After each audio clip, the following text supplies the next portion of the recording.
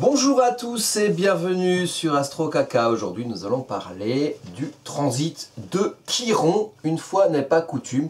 Chiron est un astéroïde qui se situe entre Saturne et Uranus. On a les 2 maîtres du signe du Verseau, donc Saturne la part de réalité concrète dans laquelle on s'intègre, et puis Uranus, comment on y fait valoir dans cette part de réalité saturnienne notre part d'individualité, notre originalité, ce qui fait qu'on est nous, ce qui fait que seuls nous sommes nous, et l'individuation uranienne va s'intégrer dans une réalité saturnienne et va peut-être comprendre cette réalité saturnienne par le prisme de son individuation, donc par le prisme de qui on est soi, de sa part d'originalité, et comment en tant que soi, on comprend le monde au sein duquel on s'intègre. Et entre les deux, on a un astéroïde qui s'appelle Chiron, et Chiron a une symbolique de blessé guérisseur. La blessure dont on fait l'expérience, alors je peux vous renvoyer à la symbolique de la mythologie de Chiron, qui était une espèce de centaure, qui était médecin et qui a eu une blessure inguérissable. L'idée de la symbolique de Chiron dans l'interprétation sur votre thème natal, c'est une blessure concrète, c'est une blessure à guérir. Donc c'est un astéroïde, il y a 2 ombres dans le thème, il y a Chiron et il y a la lune noire. Chiron, c'est une blessure concrète, c'est un astéroïde concret. La lune noire, c'est un point de l'écliptique de la lune par rapport à la Terre. Et c'est quelque chose d'émotionnel, ça existe, c'est là. Mais Chiron, c'est une vraie planète, c'est un vrai astéroïde, il y a de la Terre, c'est concret, donc c'est une blessure concrète qu'on vit, qui fait vivre l'ombre de l'énergie où on a Chiron dans son thème. Ici, dans le ciel du transit, on a Chiron en bélier, il est là, c'est la petite, ça ressemble à une petite clé qu'on tourne en fait, et qui permet d'ouvrir quelque chose, comme une clé. Donc c'est une ombre à guérir, et l'expérience, et c'est ça le principe de Chiron, l'expérience de la guérison de cette ombre permet peut-être derrière, en transcendant ça, en transcendant cette blessure, et par l'expérience de la guérison de cette blessure, de devenir soi-même symboliquement guérisseur. Donc ici on travaille depuis 2018-2019, par le jeu des rétrogradations. Chiron est rentré dans le signe du Bélier. Et Chiron, c'est un astéroïde qui rétrograde souvent. Il avance, il rétrograde, il avance, il rétrograde. Et il y a l'objet de cette vidéo, c'est la dernière rétrogradation de Chiron, donc qui aura lieu le mercredi 30 juillet 2025 à 16h43 heure de Paris. La dernière rétrogradation de Chiron en Bélier. Donc Chiron va reculer en Bélier à partir du 30 juillet 2025. Mais c'est mercredi 30 juillet 2025. Chiron rétrograde en Bélier et va avancer à partir du 2 janvier 2026. Donc là, jusqu'à la fin d'année, on a un Chiron qui rétrograde. On va expliquer ce que ça veut dire. Et Chiron va avancer à nouveau jusqu'en juin. Je crois que c'est le 26 juin de mémoire.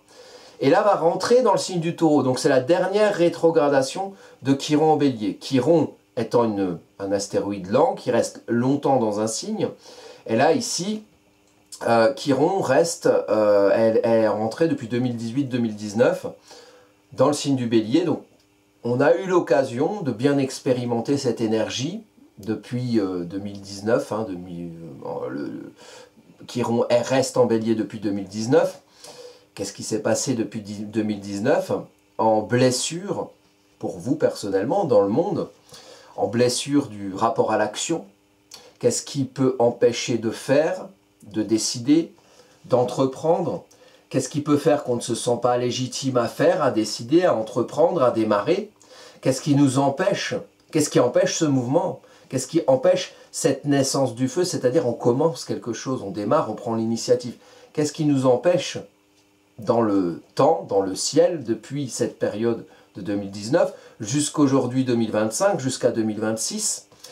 Et comment on réussit à guérir ce rapport à l'action pour s'autoriser à faire, quelque part s'arroger le droit de prendre, ok, il y a ça qui est devant moi, je vais le prendre, je vais le saisir, je vais l'activer. Il y a cette idée que j'ai en moi, je vais la démarrer, je vais l'entreprendre, je vais la faire naître en agissant au nom de cette idée, en agissant, en faisant quelque chose, en démarrant quelque chose.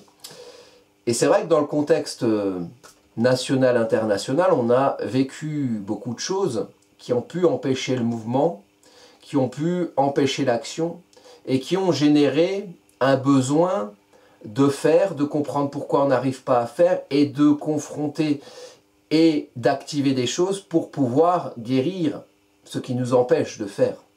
Et peut-être faire de cette expérience quelque chose qui nous aide à aider d'autres aussi à faire et à démarrer des choses. Pendant toute cette période, on a eu le Covid, on a eu la crise énergétique, on a eu aussi, avec Chiron, dans les transits de Chiron, on voit souvent des soucis au niveau de... Chiron, c'est aussi la santé. Donc c'est vrai que dans les transits, et notamment les transits de Chiron en Bélier, qui est quelque chose de confrontant, c'est une ombre de ce qui confronte, de ce qui nous empêche de faire, de ce qui nous bloque le mouvement, et qui génère quelque chose qu'on doit confronter à ça, pour retrouver notre capacité à faire, à décider au nom de qui on est, au nom de nos idées, au nom de ce qu'on a envie d'entreprendre, de faire. Et par exemple, de manière assez caricaturale, pendant les années Covid, et maintenant d'une manière différente, bah, on nous a dit tu peux pas sortir, tu peux pas faire ça, tu dois, voilà, tu bois ta bière assis, tu bois ta bière debout, hein, c'était vraiment le jeu du jacadi géant. Donc, des choses qui nous empêchent de nous réaliser en faisant et en décidant, comment on l'a vécu, comment ça nous a blessés sur cette période, et comment, autant que faire se peut au mieux du possible, on arrive à transcender ça. Dans les transits chironiens, qui concernent aussi la santé, bon, le Covid, hein, c'est la santé, en même temps, on a eu le transit, là maintenant, Uranus est passé en Gémeaux, donc Uranus qui a un positionnement important ici, qui est proche du descendant et qui est en Gémeaux. Uranus, pendant la période de Chiron en Bélier, Uranus bousculait nos précarés matériels, nos ancrages dans la terre, dans le concret, Taureau. Et du coup, on a vécu des choses qui, dans nos vies concrètes, nous ont bousculés et qui nous forcent à une évolution et qui forcent à changer un précaré.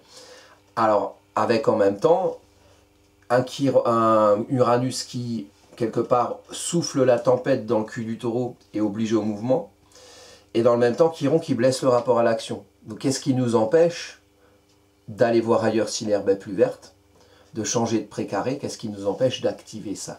Qu'est-ce qui fait qu'on se sent comme ça, comme enseveli dans des sables mouvants, pardon, ensevelis sous une terre de fixité, qui nous confronte, qui nous oblige au mouvement, mais avec un Chiron qui blesse le rapport à l'action et qui empêche de bouger. Comme si on était tous comme ça dans une ambiance où... on sait qu'on doit bouger, on sait qu'on doit évoluer dans notre rapport au concret, on sait qu'on doit bouger des lignes, changer des paradigmes, mais il y a quelque chose qui nous empêche d'activer ce mouvement-là. C'est comme si le Taureau, il savait qu'il devait changer de champ, parce qu'il n'y a plus d'herbe, parce que c'est le bordel, il y a eu la tempête oblige au mouvement, la tempête uranienne, mais on restait là quand même. Et qu'est-ce qui nous empêche de saisir de cette capacité à faire, à entreprendre, à décider, pour bouger les lignes, changer de paradigme, et aller voir ailleurs si l'herbe est plus verte, dans nos vies concrètes, en faisant. Ça, c'est ce que j'explique là, c'est l'ambiance de Chiron en Bélier, accompagné d'Uranus en chute en Taureau, dans la même période, globalement, entre 2019 et 2025. Chiron, lors des transits de Chiron, qui concernent la santé, on a vu beaucoup de pandémies. Je m'explique, la grippe espagnole, en 1919, la grippe espagnole, c'était une pandémie voilà, qui a fait pas mal de dégâts après la Première Guerre mondiale. Chiron était en Bélier. Là, on a moins connu la grippe de Hong Kong en 1969, qui a fait plus de dégâts en définitive que le Covid, hein, mais dont on a moins parlé, parce que peut-être qu'à l'époque, on surfait moins sur la vague de « tiens, je vais faire peur à tout le monde pour pouvoir avancer mes petits pions du nouvel ordre mondial. Voilà, c'était moins la mode à l'époque. En fait, c'était une pandémie qui a fait beaucoup de dégâts. Chiron était en bélier, venait de rentrer dans le signe du bélier. Comme au Covid-19, où la période où ça a commencé en vrai en 2019 et puis c'était 2020, Chiron venait aussi de rentrer en bélier. Donc à chaque fois quand Chiron rentre en bélier, il y a une pandémie, il y a un truc par rapport à des maladies qui se propagent, voilà. Et Chiron concerne aussi la santé, puisque c'est une blessure à guérir. Alors, ce qui est intéressant aujourd'hui, c'est qu'on termine le cycle de Chiron depuis que Chiron a été découvert. Chiron a été découvert en octobre 1977, au moment où il venait de rentrer, l'astéroïde venait de rentrer dans le signe du Taureau. On ne connaissait pas Chiron, on l'a découvert à ce moment-là, au moment où finalement Chiron fait une révolution en 50 ans, donc elle fait le tour du zodiaque en 50 ans, et Chiron là, c'est la dernière rétrograde, elle va avancer, en juin elle va arriver en début Taureau, et là on aura accompli un cycle concret de vécu de Chiron depuis sa découverte. C'est-à-dire qu'après, avec les éphémérides, avec les mouvements du ciel, on peut aller dans le passé, on peut voir le rôle de Chiron en 1800, 1700, par rapport aux calculs qu'on fait astronomiques qui permettent de savoir, de connaître les placements des planètes. Donc on peut revenir dans le passé. Chiron existait déjà avant qu'on le découvre. L'Amérique existait déjà avant qu'on la découvre. Enfin, soi-disant que nous, petits occidentaux, nous la découvrions. Parce qu'il y avait déjà des gens dessus, qui ont bien été massacrés d'ailleurs. Voilà. Et donc, du coup, on est sur une période très intéressante d'un retour de Chiron depuis qu'on l'a découvert. Donc, on a vécu en conscience, quelque part, pour ceux qui font de l'astrologie au moins, en conscience les effets concrets d'un passage de Chiron, d'un passage d'une révolution de Chiron, qui fait le tour du zodiaque de notre vivant. Donc c'est hyper intéressant. Le moment où Chiron a commencé sa révolution, c'est un peu le moment de la naissance de Macron, par exemple, hein, qui lui est né en décembre 1977. Alors je sais, j'en parle beaucoup, c'est ma victime favorite. Bon, moi au moins je ne fais de mal à personne, je ne fais que parler, je ne prends pas de décision qui contraignent les gens, contrairement à lui. Enfin, est-ce que c'est lui qui prend vraiment les décisions? Tout un débat. Ce moment-là, finalement, lui représente, hein, quelque part. Mais vous qui êtes né peut-être en 1977, et heureusement que voilà, vous n'êtes pas lui, mais vous vivez, peut-être que vous êtes né en 1977 et vous vivez ce contexte céleste qui est commun avec lui puisqu'il est né en même temps. Et dans ce contexte céleste, il y a une révolution de Chiron. Donc les gens qui ont par exemple la cinquantaine aujourd'hui, qui vont avoir 50 ans, ils vivent une révolution de Chiron. Une révolution de Chiron, c'est une révolution de planète, surtout une planète lente. C'est un gros bilan sur quel rapport à l'action on a eu. Donc vous regardez la maison dans laquelle vous avez le bélier. Quel rapport à l'action vous avez eu dans le domaine en question. Ici, c'est la maison 5, c'est l'affirmation de soi. C'est la mise en lumière de qui on est, au-delà d'où on vient, comment on devient soi, fruit d'une histoire, mais au-delà d'une histoire en tant que soi. Comment on se met en lumière, comment on crée, comment on enfante des choses de soi, ça peut même être des enfants qu'on a, comment on met en lumière qui on est en tant qu'adulte au-delà d'où on vient, et comment ici on s'affirme, on s'autorise, on a confiance en le fait de faire et d'agir, et qu'est-ce qui nous a empêché de nous affirmer comme celui qui fait, et qui agit, qui entreprend, qui décide. Ça, c'est la coloration de cette rétrograde de Chiron. C'est sur ce sujet que le ciel nous amène à réfléchir. Comment on s'autorise à faire ou non? Comment on a confiance en le fait de faire? Comment on se met en lumière en agissant? Et qu'est-ce qui nous en empêche? Et cette rétrograde de Chiron va être suivie par le Chiron qui reprend sa marche directe à partir du 2 janvier, jusqu'à ce que Chiron rentre en Taureau en juin 2026. Il me semble que c'est le 26 juin 2026. Le 26 juin 2026, c'est juste avant que Jupiter, qui actuellement là est en Cancer, on va en parler, entre dans le signe du Lion. Jupiter entre dans le Lion le 30 juin 2026, donc quelques jours avant, Chiron rentre dans le signe du Taureau. Donc, ça va nous faire 2 planètes en début de signe. en plus de toutes les autres qu'il y a actuellement, toutes les planètes lentes. Pluton est en début Verseau, Uranus là, vous voyez, il est en début Gémeaux, Saturne et Neptune là aujourd'hui sont en début Bélier, ils seront encore en début de signe en juin 2026, puisque c'est des planètes lentes par définition.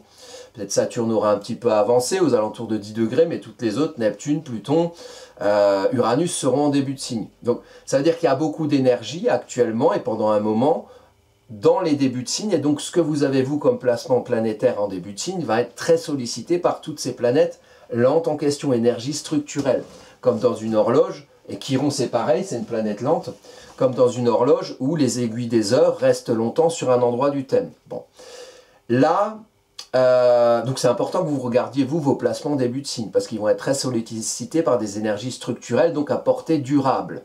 Hein, Pluton, je reconsidère,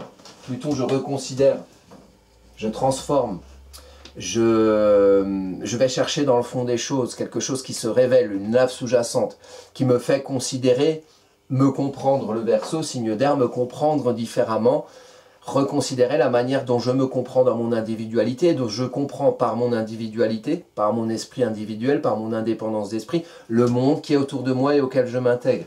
Uranus en Gémeaux, j'évolue, j'innove dans l'utilisation de l'élément air en Gémeaux, signe mutable d'air. Je comprends différemment avec d'autres outils, je comprends des choses différentes, j'évolue dans ce que je comprends de moi, dans ma manière d'être au clair avec moi-même, et j'évolue dans les outils qui me permettent de communiquer et de véhiculer qui je suis, le messager mercurien, les Gémeaux, l'utilisation de l'élément air, je comprends, j'explique, je véhicule, je communique. Saturne et Neptune en Bélier, l'action, la naissance, faire. Chiron est en Bélier aussi, mais Chiron c'est la blessure et la nécessité de guérison pour soi-même, éventuellement devenir guérisseur et aider d'autres gens à entreprendre des choses et à sortir les doigts du cul parce que vous avez l'expérience de l'avoir fait pour vous.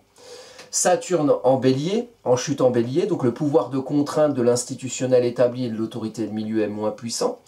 Et en même temps, il s'agit de démarrer quelque chose qui doit se réaliser, qui doit être sérieux, qui doit s'administrer, qui doit être à portée durable. Coloré de Neptune, réaliser des choses auxquelles on croit, qui font sens, qui nous inspirent. Et avec l'énergie Bélier, démarrer quelque chose, démarrer une réalisation à portée durable qui nourrit ce qui nous inspire, ce à quoi on aspire, Neptune. Ça, c'est toutes les énergies de début de signe qui vont influencer toutes les planètes que vous avez en début de thème. Et quand Chiron va passer donc en Taureau en juin 2026, Chiron va être en début Taureau, et donc va former à ce moment-là un carré avec Jupiter qui le 30 juin passe en Lion. Donc il y aura un carré Chiron-Jupiter. Intéressant. Sachant que, on va voir sur la période, il y a déjà un carré Jupiter-Chiron qui nous attend, mais entre Jupiter en Cancer et Chiron en Bélier. Rapport émotionnel à l'action. Je vous donne les dates tout de suite, après on va un petit peu interpréter cette carte. Il y a plusieurs périodes importantes dans cette rétrograde de Chiron. Donc blessure du rapport à l'action, comment on arrive à faire, comment on arrive à avoir confiance dans le fait de faire, de démarrer, de faire à son idée, d'entreprendre, de décider. Qu'est-ce qui nous empêche? Qu'est-ce qui nous sape notre confiance en nous disant je ne suis pas légitime, je ne suis pas capable de faire. Je ne suis pas capable de m'affirmer comme celui qui fait et qui décide. Qu'est-ce qui nous empêche de penser ça? Qu'est-ce qui nous sclérose quelque part depuis ces dernières années, depuis le Covid, depuis la crise énergétique, depuis la crise financière aussi qui arrive, Chiron souvent... Dans les transits de Chiron, il y a des problèmes de crise financière. La crise financière en France et dans les pays occidentaux, en réalité, a démarré, selon ce que j'en pense, et par rapport à l'astrologie, au moment de la conjonction entre Chiron et le nœud lunaire nord en Bélier. Ça a lieu le 19 février 2000, c'était à 16 degrés du Bélier, 19 février 2024. 19 février 2024, je ne sais pas si vous avez un peu suivi les actualités en France. Moi, j'avais fait des vidéos, je vous la mettrai en lien, cette vidéo-là. Je dis, mais voilà, c'est un marqueur de crise financière. Il y a eu ça au krach financier de 29, il y a eu ça au krach financier de 1988, qui est un peu moins connu, mais qui était existant. Donc, il y a eu cette conjonction Chiron-nœud lunaire nord. Et donc, c'est très karmique, nœud lunaire nord, le chemin vers lequel le destin karmique nous amène, et Chiron, la blessure et la nécessité de guérison.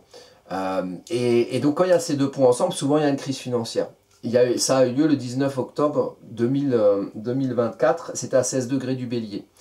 Et là, rien n'est arrivé. Oh, tiens, on ne nous a pas parlé de crise financière. Et pourtant, on a appris plus tard, au mois de septembre de cette même année 2024, qu'en fait, on nous a caché des trucs. A priori, les ministres, alors c'était pas Roger Le Maire, Bruno Le Maire, c'est pas les mêmes, qui était ministre de l'économie, qui a planqué 2-3 choses, d'après ce que j'en ai compris. Voilà, donc je parle sous couvert de... Voilà, je suis pas un spécialiste. C'est ce que moi j'ai entendu, et c'est ce que j'ai compris, donc je suis responsable de ce que j'ai compris. Ben, ça veut pas dire que j'ai la science infuse et que je suis devenu économiste d'un coup. Mais a priori, dans cette même période, il y aurait eu des comptes qui auraient été un peu masqués ou embellis pour pas qu'on s'en rende compte, et on s'en rendu compte qu'il y avait vraiment un problème de dette et de comptes un peu mal gérés. En septembre, on s'en est rendu compte, mais le truc a été découvert en réalité au moment de cette conjonction Chiron-nœud lunaire nord. Et donc Chiron a aussi un aspect... Alors, quand il y a des Chirons en bélier, des Chirons nœud lunaire nord, il y a souvent des crises financières. Quand il y a des Chirons en bélier et qui rentrent en bélier, il y a souvent des pandémies, quand on regarde dans l'histoire. Donc, évidemment, les transits de Chiron pourront avoir un effet sur les deux choses.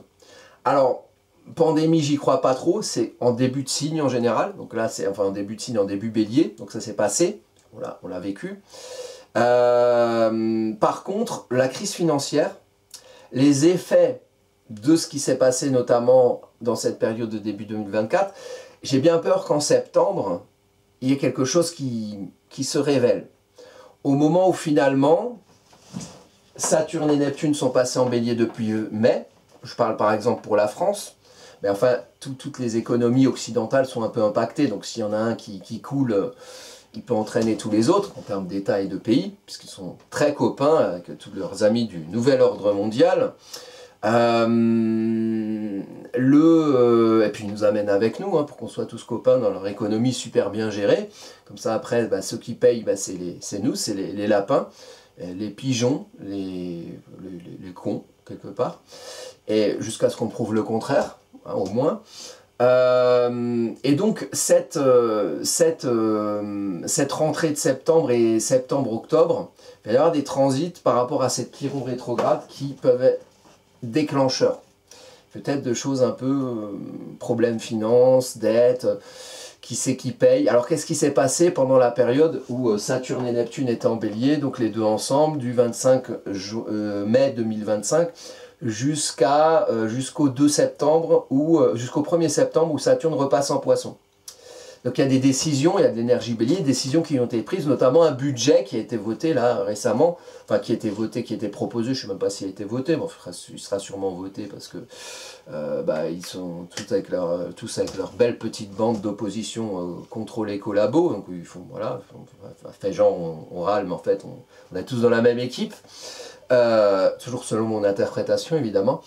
Il y a des choses qui ont été démarrées et quand Saturne revient en Poisson, c'est un peu le bilan de tiens, est-ce que ce qui a été fait correspond à ce en quoi j'ai cru et en ce en quoi je croyais, et le fruit de l'interrogation, de l'inspiration qui est le pourquoi du ce qu'on fait en bélier. Donc ça revient en Poisson, donc ça revient au pourquoi du comment, et peut-être qu'à ce moment-là il y a quelque chose qui se déclenche par rapport à ce transit de Chiron qui va sur 2 dates. Alors je vous montre les cartes.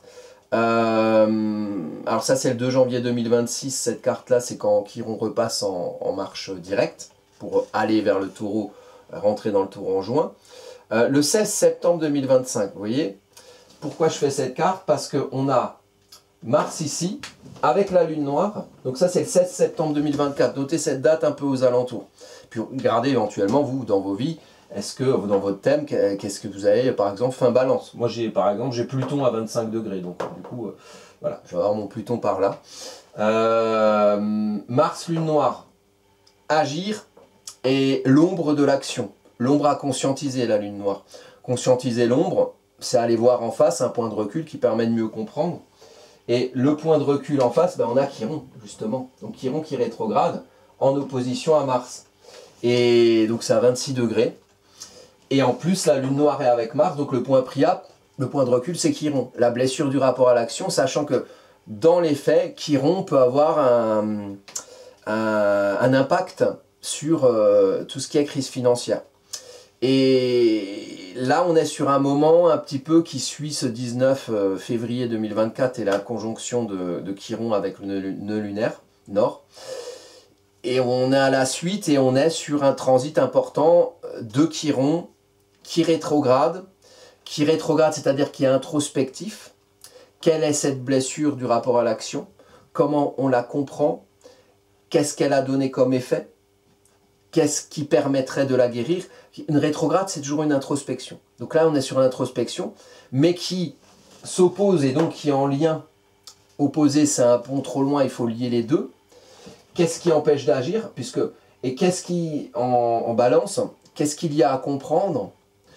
De quoi mettre en mouvement et qu'est-ce qui empêche de mettre en mouvement, de se mettre en mouvement, de faire, de réaliser, d'entreprendre. Qu'est-ce qui empêche de faire et qu'est-ce qui empêche de faire valoir ce qu'on aime être, nos valeurs, ce à quoi on adhère, la justice et ici l'injustice qui nous confronte, le déséquilibre, les finances, le déséquilibre qui nous confronte, qui nous fait vivre l'injustice, l'inéquité, et donc quelque chose qui vient nous confronter, qui peut avoir c'est en maison 10, hein, donc ici, enfin en maison égale, c'est en maison 10, c'est la réalité sociale, la structure sociale établie, l'institutionnel établi, qui nous confronte par quelque chose qui déséquilibre, quelque chose qui peut sembler inéquitable ou injuste, quelque chose qui nous empêche d'être en mouvement,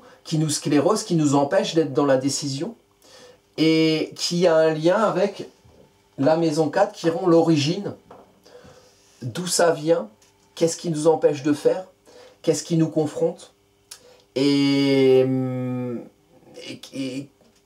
donc moi je pense que ce moment-là, en termes de le pouvoir institutionnel, vient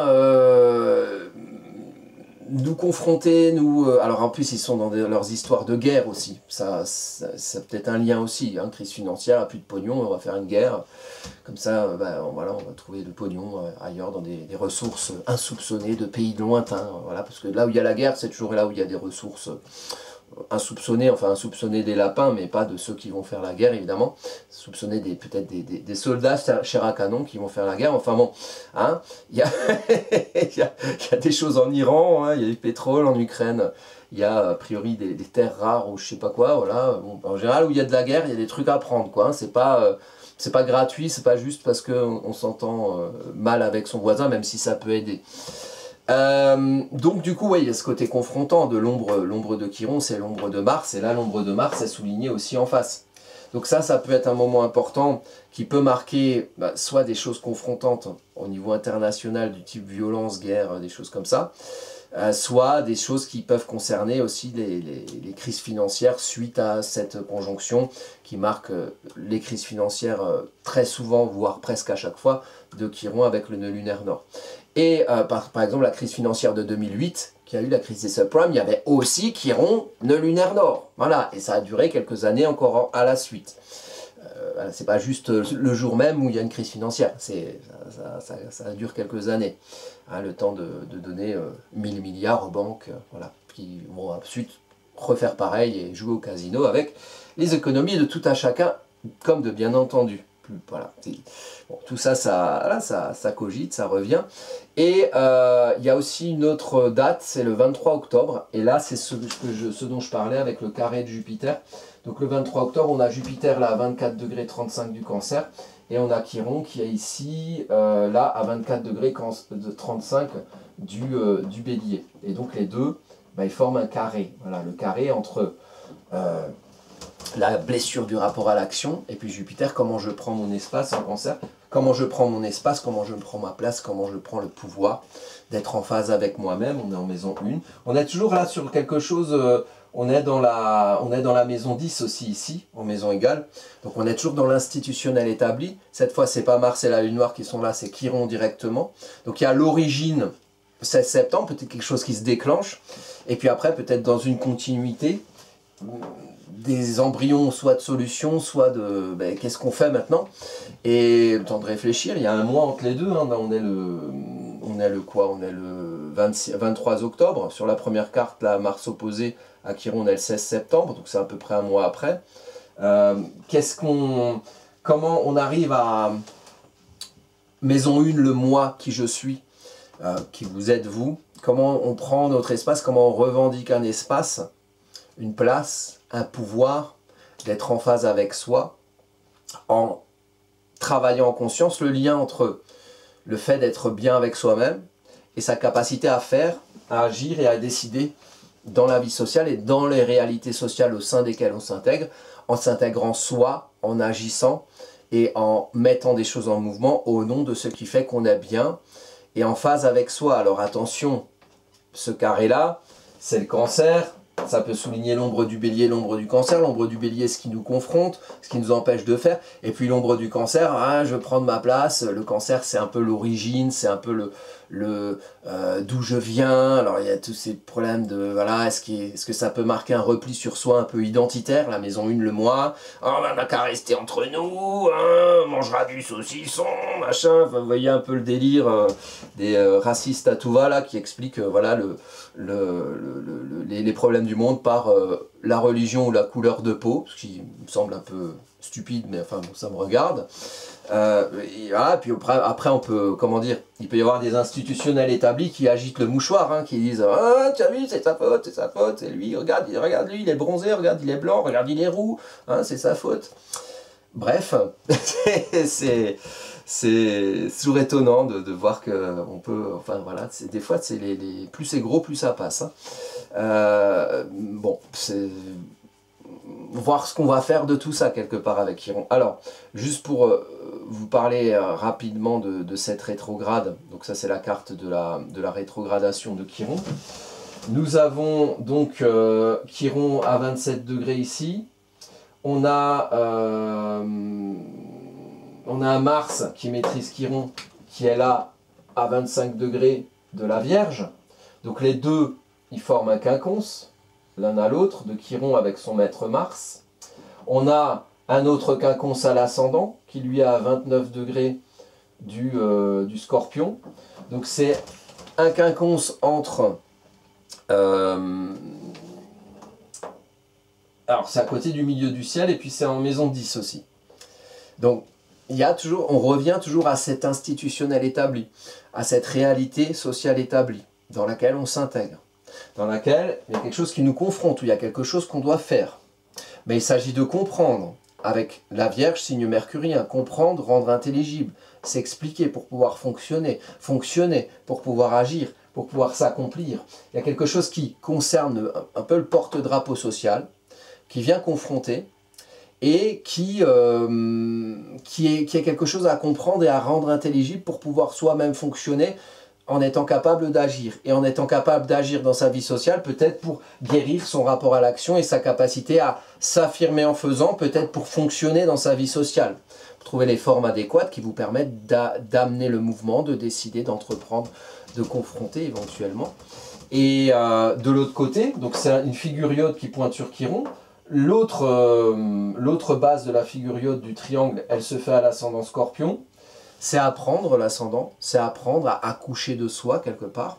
Accoucher de soi en cherchant le sens, en creusant, hein, creusant. Mars qui maîtrise l'ascendant, pulsion de vie qui permet de creuser et de trouver quelque chose, la chasse au trésor. Qui sommes-nous? Comment on lit le en soi et le par soi? Comment on lit ce qui fait sens en nous? Comment on le cherche et comment on en accouche pour peut-être se formaliser une vérité de qui nous sommes et peut-être pouvoir l'exprimer au-delà de ce qui nous empêche d'y voir clair. Certaines ambiances qui tirent les ficelles dans les coulisses sous-jacentes, influences, rapport de pouvoir, avec le fonctionnement, agir, qui c'est qui agit, qui c'est qui décide, qu'est-ce qui nous confronte, qu'est-ce qui nous empêche de nous utiliser, qu'est-ce qui nous empêche de fonctionner, en faisant, en prenant l'initiative, comment c'est irrigué d'une vérité de qui nous sommes, de comment on est en phase avec soi, en vérité profonde avec qui on est, son identité qui se creuse au-delà de ce qui nous empêche d'y voir clair pour pouvoir fonctionner en agissant dans son monde social, de manière à guérir une blessure qui nous empêche de nous affirmer nous, en faisant, nous le faisant, nous le faisant, le petit oiseau là, nous l'acteur, nous acteurs de notre vie, qui décide, ouais, qui décide, mais qui décide au nom de quoi, au nom de qui? En Scorpion, il s'agit de chercher, pour se libérer après en Sagittaire. Il s'agit de savoir où on en est, savoir qui c'est qui décide, savoir si on se représente au nom de nos vérités ou peut-être au nom de vérités qu'on nous souffle comme ça dans les coulisses, hein, qu'on nous dit oui, il faut faire ça, il faut fonctionner comme ça, voilà, comme ça, bah, c'est finalement celui qui va se mettre en lumière en agissant, c'est nous en tant que pantins, hein, avec, hein, on nous tire les ficelles comme ça, alors on a l'impression qu'on fait, qu'on décide, mais en fait, la vérité du fond des choses, est-elle vraiment, voilà, celui qui tire les ficelles, c'est qui? C'est vous? C'est vous qui bougez vos bras ou on les agite à votre place quelque part? Il y a un peu ce jeu de marionnettes fonctionnel à comprendre. Peut-être que on a ici aussi la question de Mercure et du Soleil en Lion. Mercure qui maîtrise Mars. Donc Mercure qui maîtrise Mars, Mars qui maîtrise Chiron. Jeu de maîtrise. Donc Mercure rétrograde, comprendre, rendre intelligible. Qu'est-ce que vous montrez de vous? Qu'est-ce que vous exprimez dans votre monde social? Comment le Soleil, ici, et le 1er août, là on est le 30 juillet, 2 jours après, le 1er août, on a les deux conjoints Mercure rétrograde Soleil, le Soleil qui brûle Mercure. Donc attention, on n'est pas loin du Mars rétrograde de Macron aussi, hein, qui se diffuse en face de lui, donc là où on est nous, hein, qui agit sur nous quelque part. Et comment il y a une énergie qui est importante de recul rationnel sur son ego, sur son orgueil, sur les égos et les orgueils qu'on voit autour de nous, qui prend la lumière, au nom de quoi, au nom de qui, comment on le comprend, comment on peut parfois être aveuglé par des fiertés, des envies de se montrer, qui sont mues par un manque de confiance en soi. Parfois, on n'a pas confiance en qui on est, on n'a pas confiance en qui on est et en le fait de faire au nom de qui on est. Et donc, on va comme ça agiter ses bras, on va en faire trop, on va manquer de recul sur soi. L'idée, c'est de comprendre, c'est de réfléchir. Qu'est-ce que vous montrez? Et est-ce que ce que vous montrez de vous, est-ce que ce que vous exprimez de vous au-delà de vous, est-ce que vous trouvez ça beau? Est-ce que vous êtes fier de vous? Si vous filmez, est-ce que ce que vous voyez vous contente? Vous êtes, ouais, je suis un mec cool, je me suis vu à la caméra, ouais, je suis un mec cool, ou pas? Vous voyez? Avoir du recul sur l'image qu'on donne de soi, à soi-même et aux autres. Est-ce qu'on est fier de ça ou pas? Et qu'est-ce qui justifie la fierté et l'ego?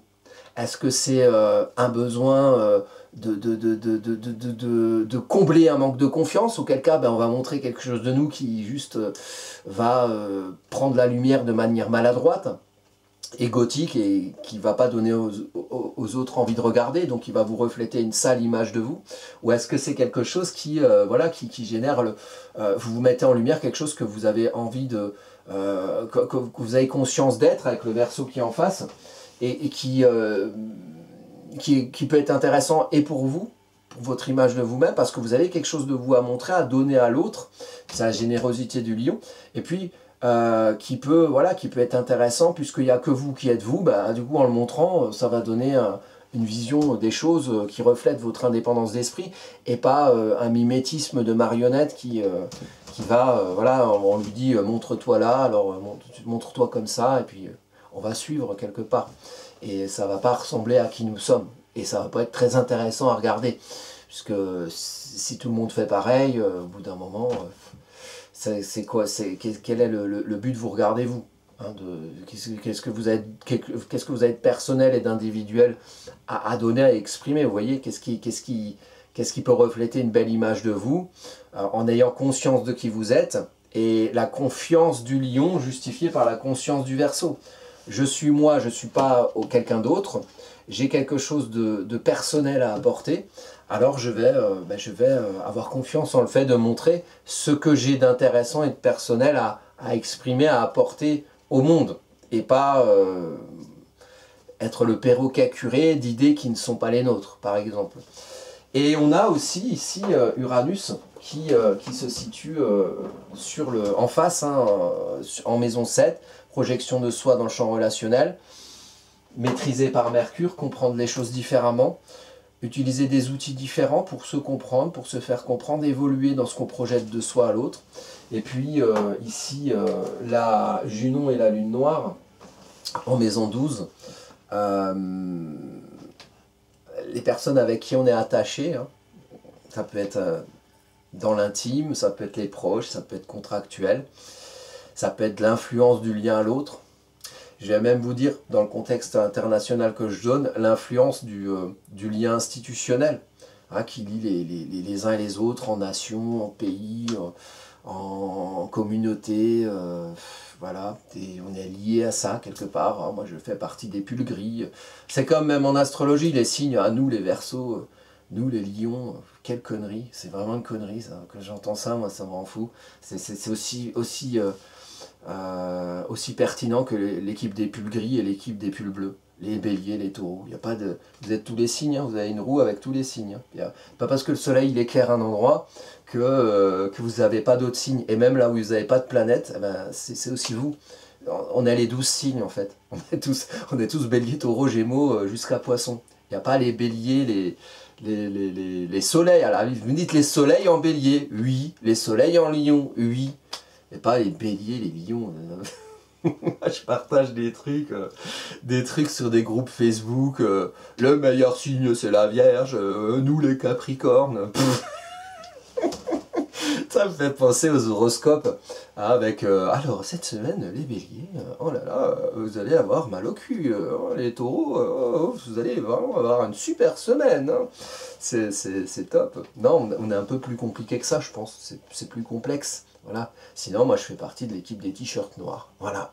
Et bientôt, je vais rentrer dans l'équipe des chemises moches à la con, que je n'ai pas encore ressorti, et ça me manque. Voilà. Donc ouais, il y a l'ombre de l'influence qui génère et qu'on peut voir par rapport à notre concret vécu, notre ancrage quotidien, hein, le point priable de la lune noire ici en taureau, comment on fonctionne concrètement. Quelles terres taureau on travaille dans notre vie quotidienne, dans notre vie fonctionnelle. Et est-ce que c'est des terres de fixité, parce que c'est comme ça, toujours été comme ça, hein, qui du coup manquent parfois de sens et d'irrigation de l'eau du scorpion, et du coup c'est pas très fertile, hein, soit ben on se dit non, écoute ça va, parce que bon, je sais qu'on peut m'influencer ou qu'on tente de m'influencer, mais moi je vis mon petit bonhomme de chemin taureau dans mon petit précaré, et puis ben, les gens qui me soufflent à l'oreille, bon, ben, je suis suffisamment force tranquille avec moi-même pour les envoyer chier. En tout cas, on peut voir dans votre façon de vivre un quotidien plus ou moins sec ou plus ou moins fertile, qu'est-ce qui pourrait l'influencer à amener soit à l'irriguer d'une eau parfois un peu polluée, de l'ombre du scorpion, l'ombre de ce qui manipule, de ce qui vous souffle dans les coulisses, comment il faut vivre, comment il faut fonctionner. On a aussi Mars hein, dans le signe du fonctionnement de la Vierge, analogique à la maison 6. Donc, la manière dont vous fonctionnez au concret, et qui c'est qui décide de comment vous fonctionnez, vous voyez, qui c'est qui décide, est-ce que c'est vous, est-ce que c'est les autres, comment vous avez confiance en le fait de faire, tout ça c'est des choses qui sont intéressantes à considérer. Donc c'était une petite comment dire, pérégrination. Alors là, je trouvais vraiment un mot à la con. Une petite pérégrination sur les transits de Chiron en bélier. Donc les dates qu'il faut retenir, c'est là, ce 30 juillet, c'est la rétrograde de Chiron. Donc réfléchir à qu'est-ce qui vous empêche de faire. Qu'est-ce qui vous a peut-être conditionné à ne pas être celui qui fait ou qui initie ou qui entreprend. On a alors les dates à venir aussi pour l'été. On va avoir, on va avoir la conjonction Jupiter-Vénus le 12 août à 14 degrés du Cancer, peut être intéressante. Plutôt positive, donc si vous avez des choses de ce côté-là, 14 degrés du Cancer, peut être assez valorisé, mis en avant. Ou si vous avez des choses à 14 degrés du thème, par exemple en sextile ou en trigone. En sextile si vous avez des choses en taureau à 14 degrés, ou en vierge ou en trigone si vous avez des choses en poisson à 14 degrés, ou comme ici lune noire, bon là c'est pas cool, lune noire Junon. On a beaucoup de lune noire Junon hein, en ce moment, ça revient souvent. C'est l'ombre du lien à l'autre et comment les gens avec qui on est lié peuvent un peu parfois nous empêcher d'être en vérité avec nous-mêmes, et comment parfois aussi peut-être le fait de nous empêcher nous fait prendre conscience de ah mais en fait lui il me fait faire des trucs mais c'est pas moi, et alors du coup on prend conscience mais ah tiens c'est qui moi au final, au-delà de ce lien parfois un peu enfermant. Et donc les dates, le 16 septembre, Mars, donc ça c'est les dates chironiennes, attention, tout ce qui peut être un peu chose confrontante, un peu institutionnelle, crise financière, donc 16 septembre, peut-être un truc déclencheur, et puis le 23 octobre, le carré de Jupiter avec Chiron, carré qui va revenir en début juillet, au moment où Jupiter, début juillet 2026, au moment où Jupiter va rentrer dans le signe du Lion, et où Chiron sera en tout début Taureau. Voilà. Et là, ce sera une autre coloration de Chiron, on aura l'occasion d'en reparler. Je vous remercie pour votre attention, je vous souhaite plein de belles choses, un bel été, et puis à bientôt pour de prochaines vidéos.